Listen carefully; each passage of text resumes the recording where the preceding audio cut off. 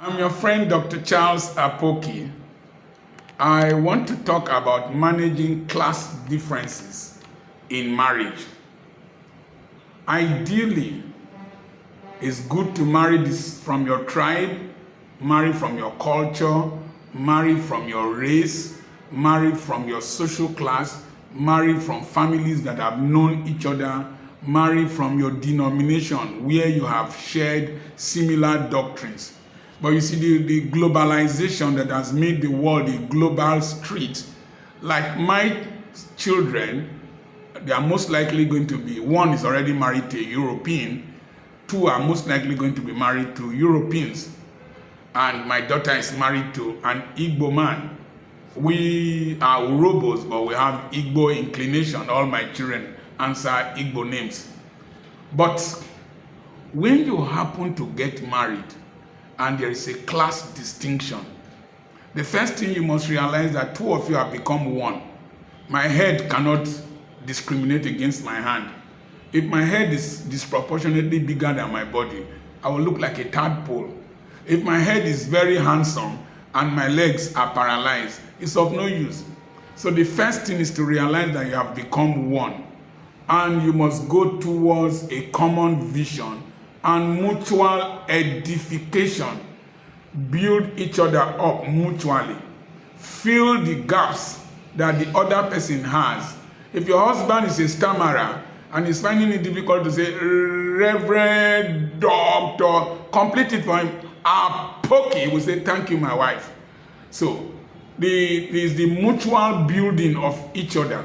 So, but the most difficult aspect, when you marry as a woman to a class that is higher than yours, try to build yourself. If your husband is a lawyer and you are not a lawyer and you can read law, build yourself. I had a family that had crisis. When the husband comes from court, he wants to discuss with the wife is not able to understand and even appreciate the joy he is sharing about his victories in the court. I advise the woman to go and read law. Today she's a magistrate and the marriage is sweeter. So, build yourself, develop yourself. Don't just stay where you are as a wife and think that the man will love me the way I am. It doesn't work like that. If the man is building himself up, you build yourself up. There was a driver that was working in one German company that built DSC at Warri. So he was driving a German man, and then he married an illiterate woman. The day they wanted to do the birthday of the baby, the birthday of the baby, he said that my guy is coming. If my boss comes, just greet him. Good morning, good evening, sir. I'm very happy to see you. I welcome you to this party, and go. So when the woman is grinding pepper or washing clothes, good evening, sir. I am very happy to see you. I welcome you to this party, like that. She was just reciting it. Immediately the German man came with his yellowish beards and big tummy. The woman was confused. He said, good evening, sir. I'm very happy to welcome you to this happy. And the husband was embarrassed. You see, you don't train a woman to become your level in one day. You take time to train her, build her. We have built each other. My wife is a nurse. I'm a medical doctor.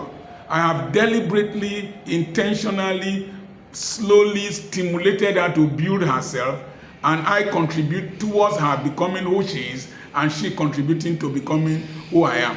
If you are more educated than your wife, please be patient with her. Take time to introduce her to things that can develop her. Take time to help her do courses that will improve her academic performance. If she's not speaking too well, take time to teach her to speak, or get somebody to teach her to speak. Now, the major problem is if men are married to professionals. If you are married to a medical doctor and you are not a medical doctor, she is your wife. Don't feel insecure. You don't need to suppress her for you to feel high.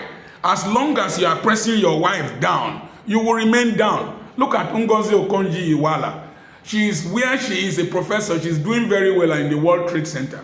Her husband is a neurosurgeon in the UK. Look at the Chancellor Angela Merkel. Her husband was a professor of chemistry or one thing. She was Chancellor. The husband did not restrain her or humiliate her. Don't press your wife down thinking that because she's a professional and she's higher rated than you in the society, that by humiliating her, you'll be elevating yourself. No, you can't harm your body. She is your body, and think that you will do well.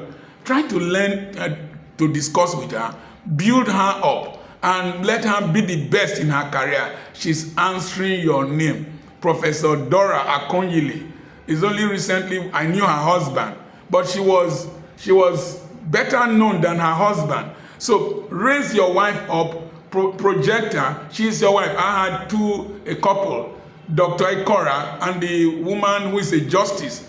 There was a way the man respected her and projected her, and she also projected the husband. If you are married to a major general, a soldier, please don't go and play rough play near her. She will deal with you. She will humiliate you. You are married to a commissioner of police as a woman. You are married to a magistrate as a woman. Respect her as a person. Treat her as if she is a male in your household. Give her the honor that is due. Respect her in the presence of her ADC. Respect her in the presence of her junior officer. You, madam, married to a major general. I saw a video. A woman went and slapped the husband that is a major general because maybe he committed adultery or whatever. The husband left. Don't try that with every person. Learn to respect status of your spouse. If it's a wife, respect the status. I don't go to the school and talk to my wife anyhow. I don't go to the school and usurp decisions she has taken. If I want to do anything and take permission from her, I discuss with her because she is my wife and I have to respect her status. My daughter is there as director of studies. I respect her. If she takes decisions, I consult her before we take any other action.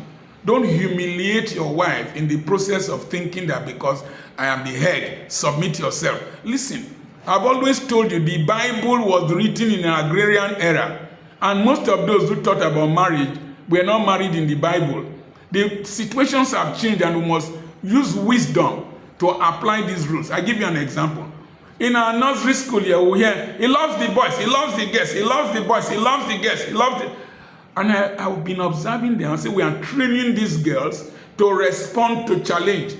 I spoke on the theme of Women's Day in total energy to women. The topic was choose to challenge. You see, I told them it is not to confront, but there are things that have made women look like second-class citizens that women are standing up to challenge. Why can't a woman own property? Why can't a woman bail somebody from the police station when she's a citizen and she might be richer than some of the men who are going there to bail people? So we should start readjusting our minds to live according to the present day reality of marriage. I remain your friend, Dr. Charles Apoki. God bless you. I'm the area grandfather, the man that is a contrarian thinker. I don't think normally. Subscribe to this channel and join the WhatsApp mentorship group by sending a message to +234 7052136763. And my real estate seminar is coming up on the 9th of March, and it's going to be about 7 p.m. and the registration fee is 10,000 naira and $10 for those in the diaspora. Send a message to the same number, +234 7052136763, and I will give you the directive. God bless you.